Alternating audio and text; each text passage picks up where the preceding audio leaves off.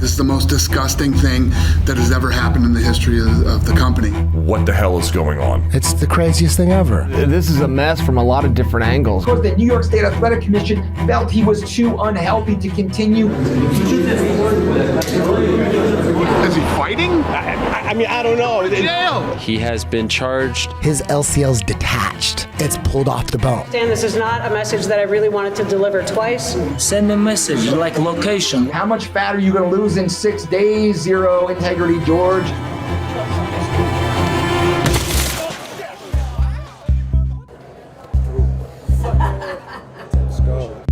MMA is a crazy sport, and there have been some truly wild moments in its history, but this fight week's anniversary is literally this week, guys. Sunday, April 1st through Saturday, April 7th, 2018 was without a doubt the most insane, out of control, and just completely chaotic fight week the sport has ever seen. And any one of these events would already be enough on their own to be categorized in that way. And it all started with a curse. This was the period of time 155 pounds had the most eyeballs on it literally ever, and possibly ever will. For one, Conor McGregor was, even though he hadn't fought in the division for a year and a half, because of that whole Floyd Mayweather mega fight,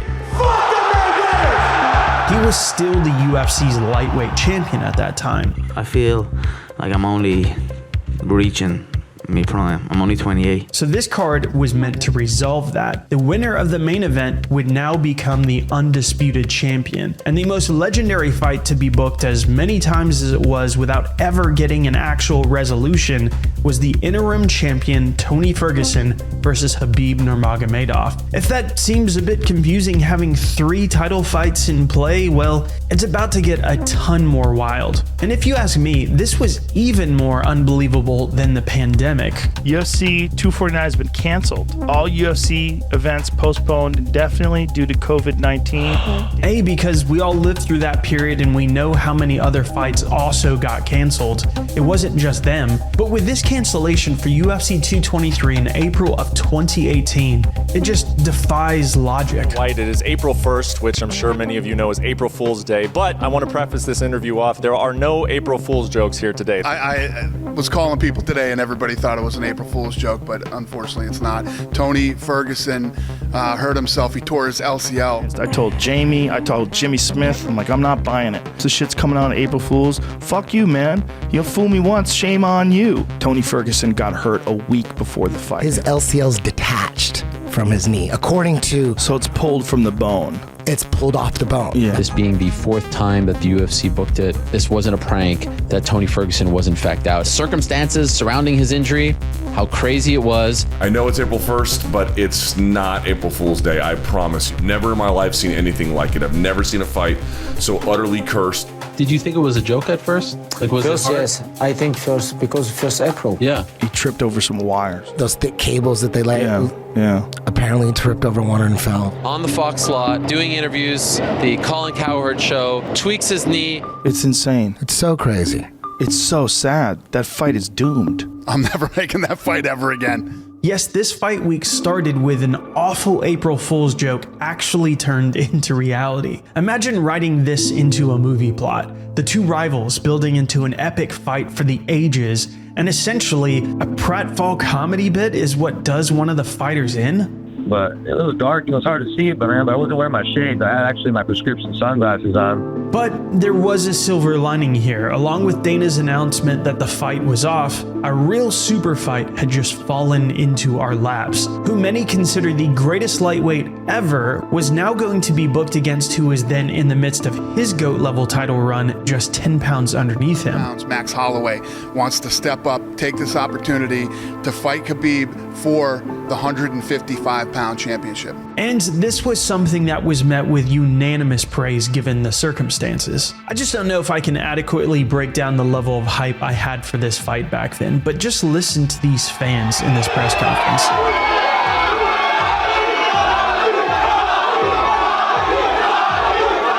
And both of them really brought it here. This built up the hype for this fight so well. There were even comparisons to Conor and Diaz, which broke up the pay-per-view record a couple years before this fight. It was a similar circumstance on just a few days' notice. And I'll let the guys sell it for you here.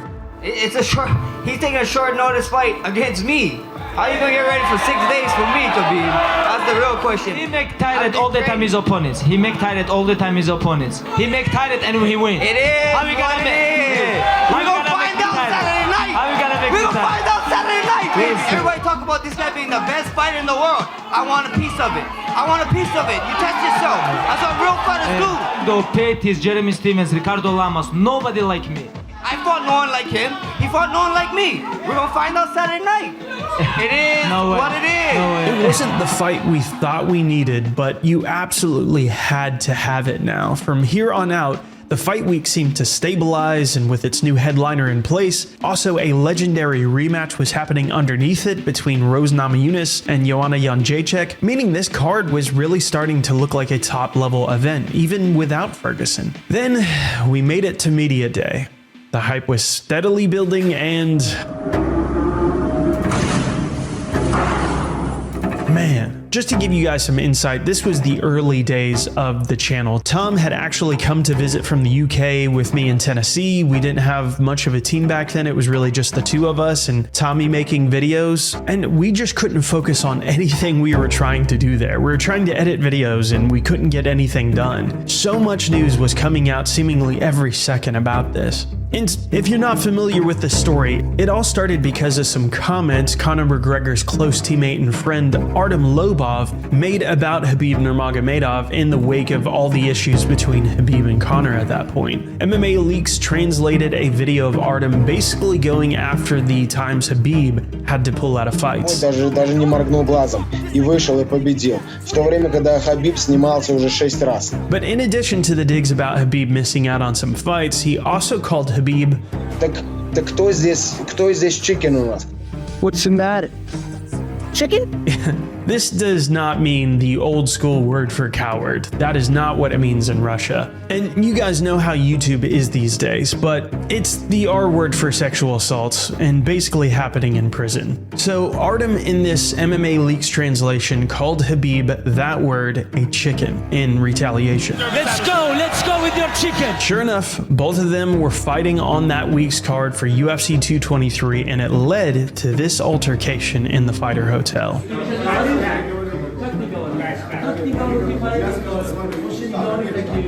Yeah, this led to one of the most unhinged moments we have ever seen in any sport. There's an incident with Artem Lobov and a few of your teammates. Can you comment on what happened? Nothing, Kevin. As Khabib was answering this question, McGregor was mid-flight on his personal jet with a crew of about 20 people and was out for revenge.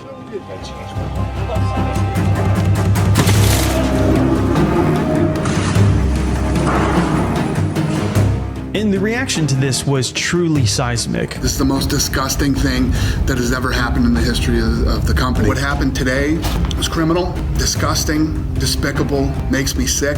Make of this. Do you want to be in business with Conor McGregor right now? Is Conor McGregor mentally okay? I mean that in all seriousness. I'm not sure. Horrified. You were okay. Shocked, horrified. Never think anything like this would ever happen. There's going to be some lawsuits. You know, right now Conor's going to be grounded. If there's a warrant out, that plane can't leave the ground. How heavily does Conor McGregor get sued? How heavily does he get sued by the UFC, by those fighters? Because he cost a lot of people a lot of money this weekend. I know you're not even thinking about this. He's supposed to still be fighting this year at this point. Is he fighting? I mean, I don't know. He's going to jail. At 10:23 p.m. Eastern Time, he was arrested. He has been charged with multiple charges. They are all pending at this time. McGregor turned himself into police and this afternoon was charged with 3 counts of assault and criminal mischief. This was the first time we'd really seen him so unhinged and so plainly in front of the entire world. He spent the night inside a New York jail cell and was bailed out for $50,000 by his team, and so was Kian Cowley, who also struck the bus. A lot of people probably didn't even see this because it was so overshadowed by Conor's moment, but his bail was $25,000. And I think the most ironic thing about this entire ordeal, the guy who Conor flew out to defend because they were close training partners at the time are incredibly far from being friends now. In fact, Artem is actually suing Conor.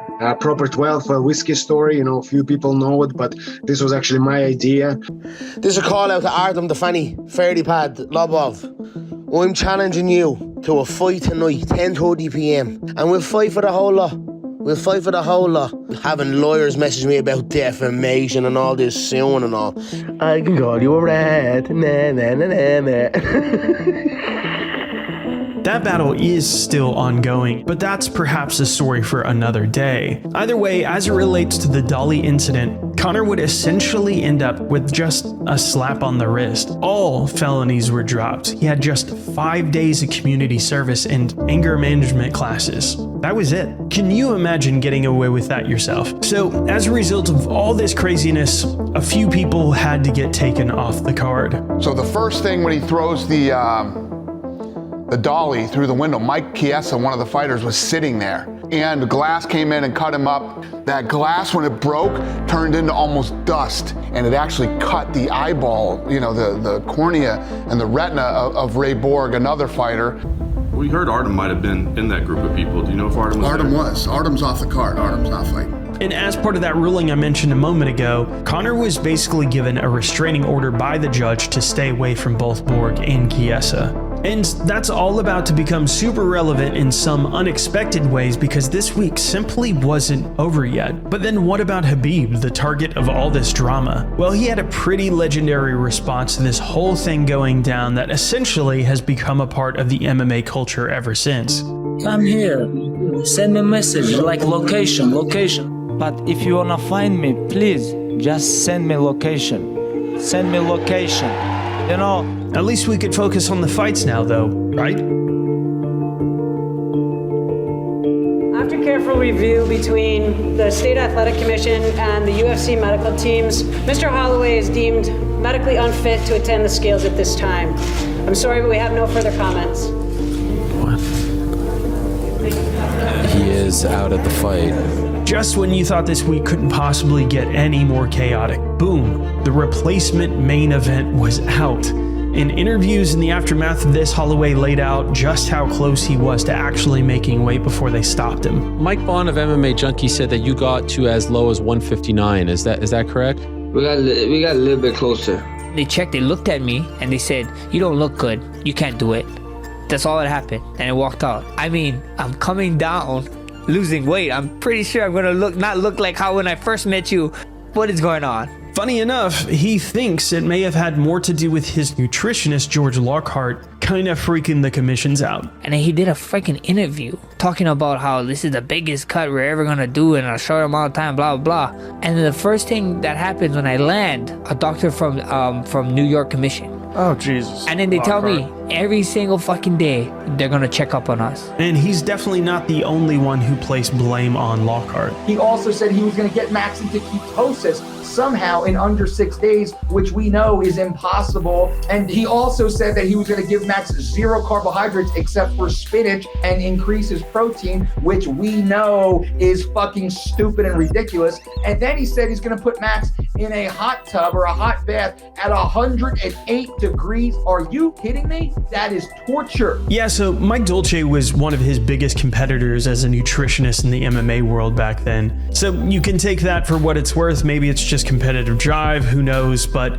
it may very well have been Lockhart's comments that did in fact spook the New York Commission in the first place. So what in the world does the UFC actually do now? Lucky for them, Khabib didn't really seem to care and was willing to accept literally anybody they could put in front of him. It doesn't matter. I need somebody to fight for the real belt.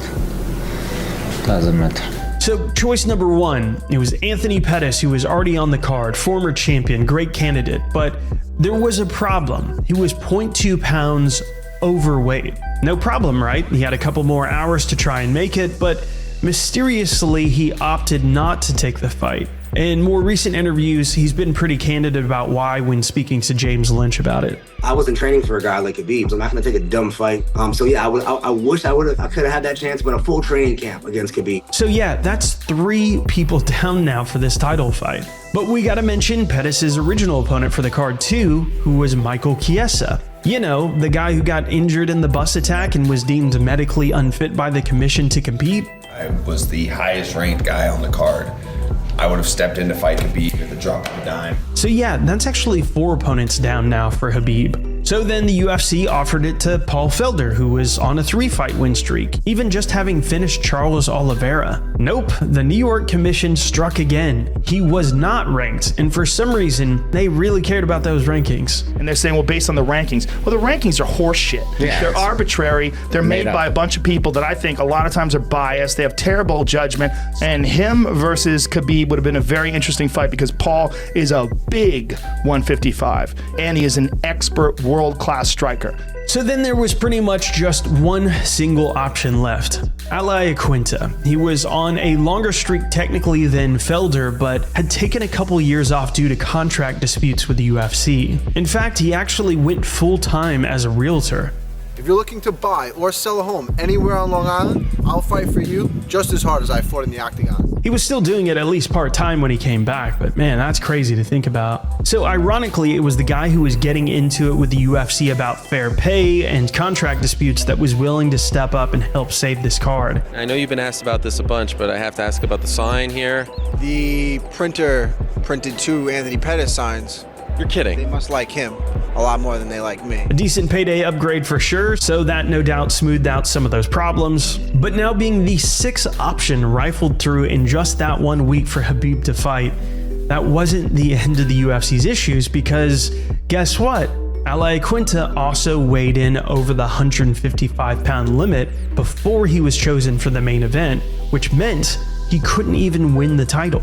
And to be clear, he nor Pettis were actually overweight for their original fights. There's kind of a strange rule that for title fights, you cannot exceed 155 pounds by even the smallest decimal points. You have to be bang on weight or underneath. For non-title fights, you don't have to do that. You can have a pound's allowance. So Iaquinta was on weight for that original fight with Felder, but by the time all this happened, it was already too late for him to cut that extra 0.2 pounds and get under 155. Again, it's kind of a weird rule, but it's just a higher set of requirements for title fights. So this ended up being a one-sided title fight. Only Khabib could actually win it. And don't forget, this was the night Ferguson was stripped of his interim title, and so was Conor, both due to inactivity. Either way, Dana reassured everybody he wouldn't let that stand if Iaquinta still won. As far as the commission goes, Khabib is the one who is eligible for the title. But obviously, if Raging Al wins this fight, he's the champ. If you beat the man, you are the man. And the fight itself honestly wasn't nearly as remarkable. It was a solid decision where Khabib won every round of the fight, with him leaving little doubt in the minds of anyone as to who won it. The undisputed lightweight champion finally. And so throughout the calamity of 3 fighters being removed through the card, Lobov for his involvement in the bus incident, Borg and Chiesa for their injuries during that incident, and because of the weight situation, that means 4 others fell off the card too. Pettis, who was supposed to fight Chiesa, did not accept the fight with Khabib. Caceres, who was supposed to fight Lobov. Moreno, who was supposed to fight Ray Borg, and Paul Felder, who was left without an opponent as Iaquinta went on to fight Khabib. Oh, and who could forget Ferguson and Holloway? All in all, that is 9 fighters falling off of just 1 card within a week. If this event's sheer chaos and utter calamity can be topped, I am not sure how, until another megastar like Conor somehow decides to destroy a moving vehicle, and oh, by the way, break a UFC exec's hand too. Didn't even talk about that. Stack on top of that Tony Ferguson's legendary event cancellation and all the other guys on weigh-in day. This one is pretty much impossible to top. Never say never in MMA though, I guess. Real quick, I want to give a shout out to Oven, our social media manager, and a Twitter follower of ours, Nathan at @in_web1212. He said we should make a video on this fight week, and I decided that I was going to get this up for today. That being said, if you'd like to become a member and support at a higher level, you like to see this channel grow and do new things, that is the best way to support the channel. Otherwise, a like and subscribe goes a really long way for us. So super appreciate you guys. I hope you all have a wonderful week. Hopefully it's not nearly as crazy as this video was, and we'll see you on the next video. Peace.